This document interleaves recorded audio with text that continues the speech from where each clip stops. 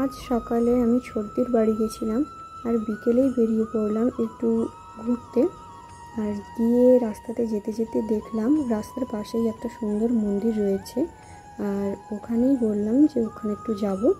আর তারপর চলুন দেখা যাক ভেতরে কী কী রয়েছে বা মন্দিরটা কেমন।